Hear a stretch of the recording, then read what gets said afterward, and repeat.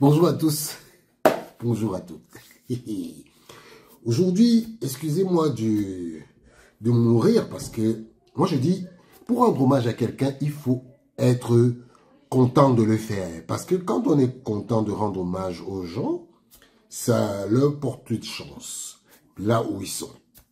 Je n'ai pas connu Vincent Onana en tant que personne, mais j'ai connu Vincent Onana en tant que président, en tant que acteur du football camerounais. Quand j'étais petit, Monsieur Vincent Onana était directeur du stade Omnisport de Yaoundé. À l'époque, le directeur du stade, c'est lui qui était... Et à cette époque-là, la FECAFOOT était en dessous de la tribune du palais, du stade Omnisport. Avant que Iya Mohamed de l'amène à Tchinga. Voilà. Je dis, il faut rendre hommage à ceux qui ont bénéficié, qui ont participé à ce que la FECAFOOT grandisse. En 1996, moi, j'étais encore très jeune. Je supportais Joseph-Antoine Bell comme tout le peuple camerounais supportait Joseph-Antoine Bell. Personne ne voyait Vincent Onana gagner. J'ai vu un superbe reportage à la CRTV que je vais vous faire écouter, mais on va écouter que la partie où on parle du monsieur, de ses œuvres en tant que président de la fédération, et vous allez écouter des histoires qui sont du Cameroun avec des ministres. Des ministres, hein, monsieur Makonwe, il vit encore. Il va vous raconter comment. On dit toujours que oui, les ministres des sports ne sont pas toujours en accord avec les présidents des fédérations. Ça, c'est parce que il y a des ministres qui veulent avoir des problèmes. Parce que vous allez voir une histoire où il y a le feu ministre Joseph Ona a dit que il a montré des preuves qui n'étaient pas des preuves à des journalistes. Linus Pascal Foudava vous le dit dans le reportage. Je vais vous laisser découvrir. Découvrez d'abord le reportage. En 1993, à la fin du match Cameroun-Zimbabwe, ici, lorsque les Lions battent le Zimbabwe, il y a eu une intercation entre le président de la fédération, Pascal Obaïlo Onana, et le ministre Massoudou. Celui-ci donc revoque Pascal au stade et nomme M. Vincent comme président de la fédération. Et Vincent devait être installé le lendemain et le Premier ministre Achille Yachua demande de surseoir. Donc ça fait qu'il était quelqu'un qui était déjà dans les starting blocks pour être un jour président. Je n'ai pas été surpris lorsqu'en 97, quand je rentre en 96, lorsque je viens d'Afrique du Sud. Donc là, c'était un autre épisode. Nous étions déjà redevenus... on avait repris notre place, mais avec une autre structure. J'étais basé à Miami, j'ai signé avec Emmanuel V, il m'a donné le mandat, mais il ne pouvait pas signer parce qu'il fallait réhabiliter Maha Daher, parce qu'aux yeux de la FIFA, seuls les présidents des fédérations, les clubs pouvaient créer un comité provisoire de gestion. Donc à partir de ce moment-là, c'est Maha Daher qui signe le contrat. On va à la CAN en Afrique du Sud, on revient sur Yaoundé et le contrat ne fonctionne plus. On ne s'entend pas, ni la fédération, ni le ministère. On est avec le ministre Bipoum, feu ministre Bipoum, qui finalement, qui est le père un peu de la charte de sport. On n'arrive pas à trouver une solution et finalement, dans cette expectative, il y a un changement. Il y a un homme fort qui arrive, M. Makonwe, qui vient pour mettre un peu de l'ordre dans toute cette histoire. Avant ma nomination comme ministre de la Jeunesse et des Sports, je ne le connaissais pas. Je ne sais pas si lui me connaissait peut-être, mais moi je ne le connaissais pas. Alors on me nomme en 1996 et je trouve que le ministère est tiraillé par des problèmes. Le ministre que j'ai trouvé là-bas n'arrivait pas avec la FECAFOOT. Et moi, j'avais pris sur moi de régler ce problème. Et c'est pour ça que moi j'ai changé les choses. J'ai dit, avant Onana, le président de la FECAFOOT était nommé. Vous voyez que moi, j'ai dessaisi le gouvernement de la nomination. J'ai fait adopter par l'Assemblée nationale la charte des sports qui rendait obligatoire maintenant l'élection des présidents de toutes les fédérations. Ce n'était pas seulement le football, parce que je ne voulais pas être ministre du football. Marc-Antoine Ouéan vient avec une idée de renouvellement des organes dirigeants du sport. Mais nous savons bien que là où il y avait beaucoup de problèmes, c'était la FECAFOOT. Et donc en fait, il fallait donc atomiser la FECAFOOT pour créer les conditions pour l'entrée des arbitres, dans les arbitres de l'association des footballeurs, donc à paix à son âme, avec les Mayebi et puis M. Djemba, enfin Djemba qui était avec Cruyff, Ondoa, qui étaient les cerveaux de l'AFC. Ils ont réussi à rentrer dans le comité de la fédération depuis la base et finalement M. Vincent se retrouve face à face avec M. Bel-Antoine. Et nous on avait peur. Vincent parlait à ses collègues du foot en se prévalant du fait que directeur de stade il avait une fonction. Voilà, il était secrétaire général adjoint, je crois, à FECAFOOT, donc il connaît déjà. Or, moi, je prétendais déjà à l'époque que la FECAFOOT ne marchait pas. Ça veut donc dire que vous ne gagnez rien en promouvant quelqu'un qui était déjà là. Bon, c'est vrai qu'après coup, ça peut paraître un peu magique de prédire les choses, de dire, mais si vous dites, comme moi, ça ne marche pas, vous ne pouvez pas dire que l'adjoint de celui qu'on critique, quelqu'un qui a toujours été dedans, qui n'a jamais émis un son discordant, puisse représenter la nouveauté. Bon, mais lui, justement, il n'avait pas tort dans le système précisément que je souhaitais que nous cassions. C'est qu'il fallait réellement amener quelqu'un qui vienne, non pas en disant l'année dernière on a fait que, non pas celui qui prend le chrono et qui dit le 20 mai de l'année dernière on avait écrit telle lettre à telle, on refait simplement la même chose aujourd'hui. Quelqu'un qui vienne avec une vision nouvelle et qui assume la vision nouvelle, qui vous propose la vision nouvelle. Mais lui, ce qu'il disait tenait dans cet environnement de ceux qui voulaient perpétuer ce qui se faisait déjà. Et malheureusement, on y est encore. La presse suivait au jour le jour les faits et leur développement. On a vécu un peu cette campagne parce que c'était la toute première. M. Mahad Aher, qui venait d'évincer M. Ona Pascal, de la tête de la fédération, avec le soutien de beaucoup de personnes avec lesquelles M. Ona avait travaillé. L'AFC qui venait d'être créé, l'AFC qui est devenu Sinapok aujourd'hui, et qui avait pour candidat Joseph-Antoine Bell. Il y avait Mahad Aher à l'époque, qui ne voulait pas lâcher prise, qui voulait rester, n'est-ce pas, au poste, mais il fallait l'évincer par tous les moyens, stratégie et tout. Il y avait plein de dossiers comme ça qui nous prenaient assez du temps. C'est-à-dire que nous restions peut-être jusqu'à des heures indues pour pouvoir trouver des solutions ou début de solutions. Alors, Monsieur VO, je l'appelle ainsi, je garde de lui le souvenir d'un homme rigoureux sur le plan essentiellement professionnel.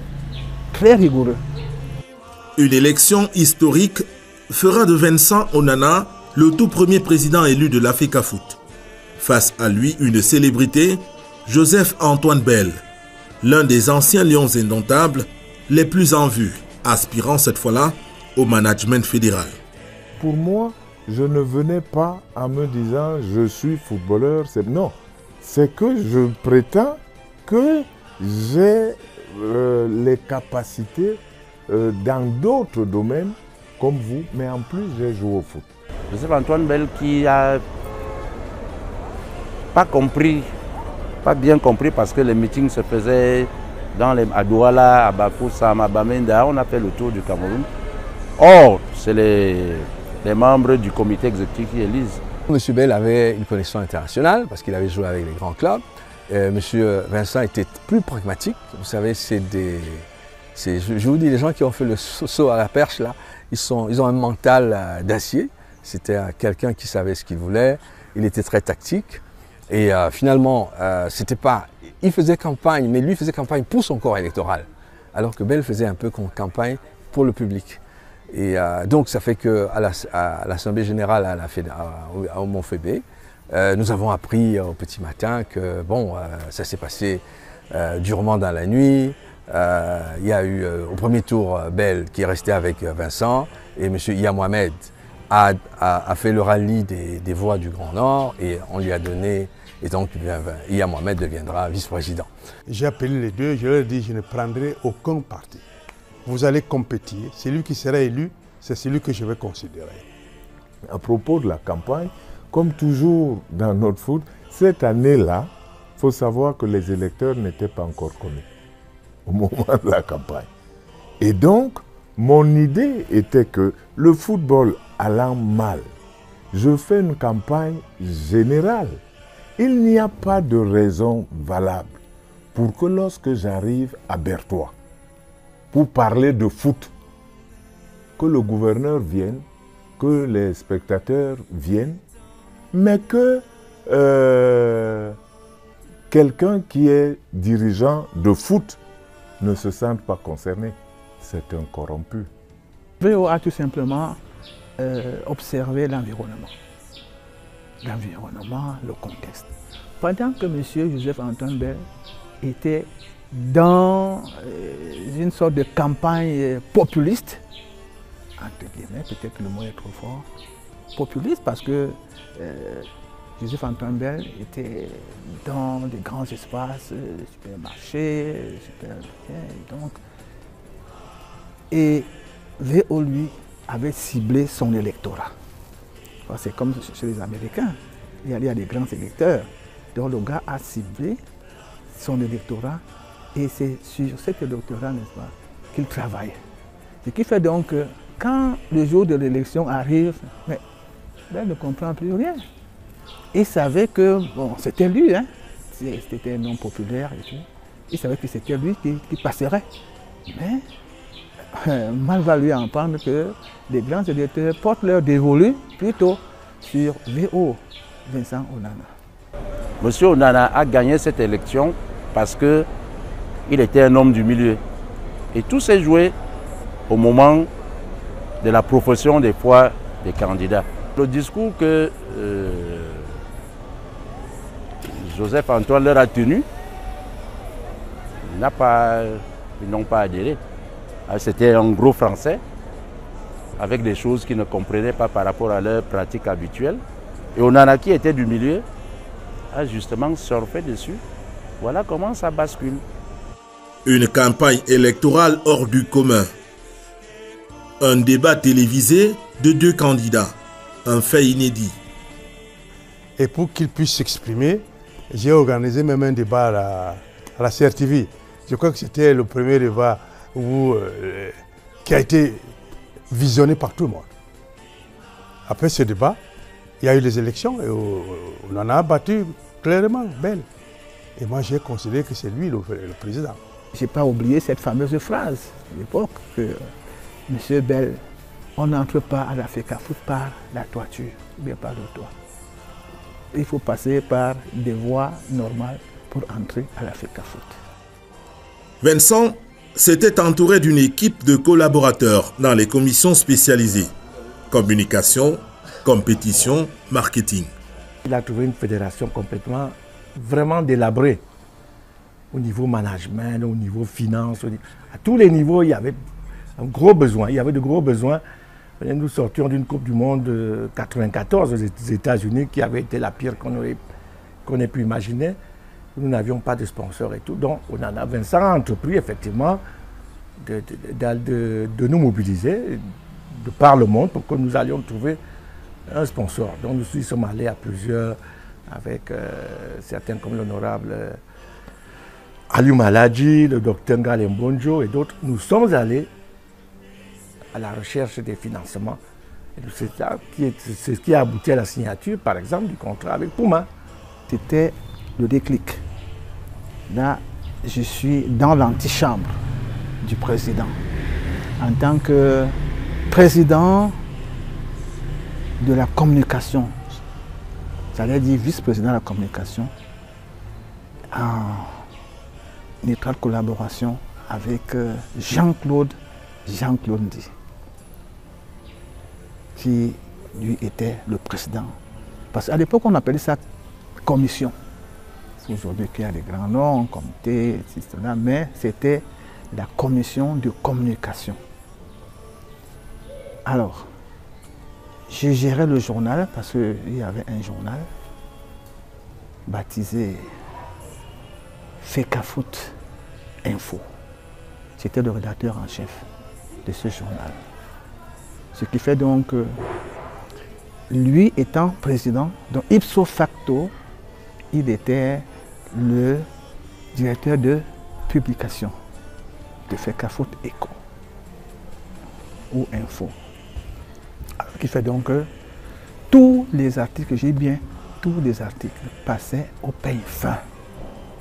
C'est lui qui donnait le OK de tous les articles. Et on me redonne l'équipe nationale le 2 juin, à quelques jours, à 13 jours de la Coupe du Monde. Et c'est pas parce qu'il était mon enseignant, mais c'est qu'il est arrivé sur place, il a vu, il a déjà écouté. Et disons qu'il y avait un genre d'alchimie qui se passait entre lui et moi.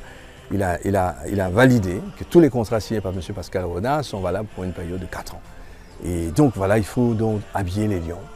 Et je lui dis non, je ne veux plus aller avec Mitre, je voudrais plutôt te ramener Puma. Et donc on appelle M. Michel Rossier.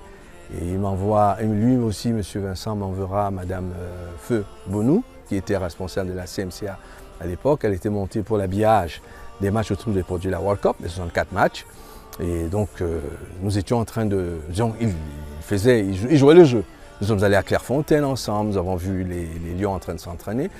Le programme mis en place dévoilera ses premiers résultats. Une modernisation des services de la Fecafoot et un début de professionnalisation de l'accompagnement des Lions indomptables. J'avoue que Onana Vincent est venu avec beaucoup d'innovations et beaucoup de réformes. Mais vous savez très bien que quand vous arrivez avec des réformes dans un milieu, ce n'est pas tout le monde qui vous voit de bon oeil. Donc c'est pour ça qu'il a eu beaucoup de difficultés. Et pourtant c'était bien. Moi en tant que professeur d'EPS, optionnaire de football, moi vraiment j'ai apprécié, je lui donnais même des conseils. Et bon, de temps en temps on se retrouvait après le travail dans mon bureau ou dans son bureau. Prémisse des révolutions opérées, des Lions indomptables, à la CAN 98 au Burkina Faso avec un équipementier et autres commodités. Ah oui, très bonne. Peut-être que moi aussi j'avais mon approche, mais je l'ai trouvé assez avec beaucoup plus de professionnalisme. Et ça, j'ai beaucoup aimé. C'est-à-dire, il venait avec me voir, il dit il y a tel problème qui se pose au niveau de la Fecafoot, avec des approches, des solutions. Et après analyse, lui et moi, je lui disais voilà, moi j'ai injecté là un peu de la politique, c'est pour comprendre mieux, et nous choisissions. Et il n'y a pas eu de problème. Je n'ai pas eu de problème avec Onana concernant un quelconque problème de la Fecafoot. On n'a pas eu de problème pendant mon séjour là-bas. Il commence avec ses innovations, il me consulte, je ne suis encore rien. J'ai mon contrat, Fecafoot, MBM, qui n'est pas résilié parce que Nike est parti. Nike n'était pas content parce que le Cameroun avait dévoré les habits Adidas lors des éliminatoires des Jeux Olympiques d'Atlanta à Koumassi. Il y avait beaucoup de pression parce qu'il y avait un service juridique, beaucoup de gens voulaient aussi être agents des Lions. Il est parti sur le Costa Rica pour faire un match à l'étranger, une série pour les Lions indomptables. Et à son retour, vous savez, il était un des protégés de M. Issa Hayatou. Donc il avait donc tout de suite la recommandation auprès de Jean-Claude Darmon, qui était quand même un des... Il était l'argentier du football français. Donc il était l'agent de la CAF. Donc en fait, Vincent avait réussi avec cela à être bien entouré. Il avait donc Jean-Claude Darmon comme agence de marketing. Il avait Ribeiro comme agence de négociation des matchs amicaux. Et il avait gardé l'idée de Puma, le chemin de Puma. Donc il a repris le chemin de Puma. Est-ce que c'est avec l'aide de Jean-Claude? Mais Puma était encore en cendrillon. Mais c'est Vincent qui donne la force à Puma, puisque Puma était tout petit. Ils étaient radio d'Adidas, mais ils ne faisaient pas le poids. Donc Vincent ramènera donc Puma. Moi, je crois que si nous avions continué à travailler comme on avait commencé, je n'aurais pas été étonné que le Cameroun remporte même la Coupe du Monde. Ça, je peux vous le dire. Parce qu'il avait une approche, je vous dis, pragmatique, professionnelle. Et moi, j'aimais beaucoup ce professionnalisme. Il allait voir, il venait me rendre compte. Et on a instauré une façon de faire qui était différente de ce qui se faisait avant. Lui et moi, je lui ai dit, je ne veux plus entendre parler de réclamations de joueurs sur les primes. Donc avant qu'on ait quitté le Cameroun, chaque joueur connaissait ses primes. Et ça, c'était déjà comme une révolution. Et ça, nous l'avons fait. Vincent Onana n'ira ni au bout de son mandat, ni au terme du mandat révolutionnaire. À la veille de la Coupe du Monde de France 98, le président de la FECAFOOT est accusé de fraude sur la billetterie. Je regrette beaucoup, parce qu'après moi, j'ai appris qu'il a des problèmes, que moi, je n'ai pas laissé. Moi, je n'avais pas laissé ces problèmes. Alors moi, je trouve que Onana a été positif. Il a amené le football camerounais vraiment vers l'orbite. Je crois que si on l'avait laissé continuer, il aurait fait quelque chose. Je crois qu'il avait quelque chose à démontrer qu'il n'a pas pu le faire totalement. C'est regrettable qu'il n'y ait pas eu entente après moi et qu'il y ait eu des problèmes qui l'ont amené même un peu plus loin. Je crois que ce sont ces réformes qui ont causé beaucoup plus de problèmes à Onana. Bon, peut-être que le petit tort qu'il a eu, c'est que c'est des réformes qu'il voulait faire passer en force. Il aurait pu peut-être d'une façon méthodique faire passer ces réformes avec beaucoup de démocratie. Mais bon, il a voulu que ça passe, ça passe, ça passe. Vincent est mis aux arrêts et placé sous détention provisoire. On l'a pris ici. La tribune n'était pas encore comme elle est faite là. On était assis là. Il y a des... Et on a tout fait pour qu'à la mi-temps, on vienne le prendre avec le survêtement Puma vert, les menottes. On a attendu la mi-temps. On l'a pris ici. C'est des images que je ne peux jamais oublier. Nous étions en match de première division au stade Amadou Ahidjo et on nous a amené, Onana Vincent, à une mi-temps de match avec les mains menottées. On l'a amené au sous-sol parce que le siège de la Fédération camerounaise de football était encore au sous-sol de la tribune présidentielle. On l'a amené menotté, je ne sais pas si c'était bien calculé, mais on l'a amené menotté pendant que tout le monde était là, pendant la mi-temps. On l'a amené menotté. Nous avons eu tout ça. Choc, un véritable choc qu'on amène Onana Vincent, d'autres présidents, ainsi. 2 ans plus tard, Vincent Onana n'est pas inculpé, faute de preuves. Le non-lieu lui donne droit à une remise en liberté. On est parti des questions de coupe de billets, à la Coupe du Monde, à d'autres questions d'outrage à membres du gouvernement, ou machin, toutes ces choses-là. Donc sur toutes ces questions-là, malheureusement, ce n'était pas assez pertinent pour pouvoir fonder l'accusation qui maintenait Onana Vincent en prison. Malheureusement, le mal était fait. Le mal était fait parce que ça a conduit à ce que Onana Vincent soit écarté et qu'il y ait une autre équipe qui arrive à la tête de la fédération. On l'accuse d'avoir vendu des faux billets. Je me souviens, le Premier ministre Ouna a appelé Jean Lambert et moi dans son bureau pour nous montrer les preuves qu'on n'a jamais vues. Et ceux qui l'ont fait, bon, je ne dis pas Dieu, sont aussi morts. Mais c'est une période, il a été très costaud. Quand il meurt à la fédération, il lui doit extrêmement de l'argent. Et c'est en termes de milliards. Il n'a jamais pu toucher cet argent. Vous avez entendu. J'entends les gens dire que Iya Mohamed, oh Iya Mohamed c'est le meilleur président de la FECAFOOT. Oh. Iya Mohamed était le premier vice-président de Vincent Onana. C'était son premier vice-président. Donc quand il part, même M. Iya Mohamed ne veut pas prendre la FECAFOOT. Il ne veut pas, il a peur. Et finalement, on lui donne ça. Il fait la continuité des œuvres de Vincent Onana qui amène Puma au Cameroun. Kamel Pouma, les gens qui supportent... Moi, je ne renie pas les bienfaits de M. Iya Mohamed. Hein. Non, non, non, non, ce n'est pas ce que je dis. Parce que des gens veulent me faire dire que moi, je dis que Iya Mohamed n'était pas le meilleur président. Hein. Non, je n'ai jamais dit ça. Mais je veux dire que ce qu'on veut lui attribuer là, les trucs qu'on veut lui attribuer là, ben ça, on en a eu derrière. Ce n'est pas pour dire que Iya Mohamed a fait. Parce que ce qu'on voit, c'est qu'il a fait de Coton Sport. C'était bien. Il ne faut pas dire des mensonges. Il faut dire la vérité.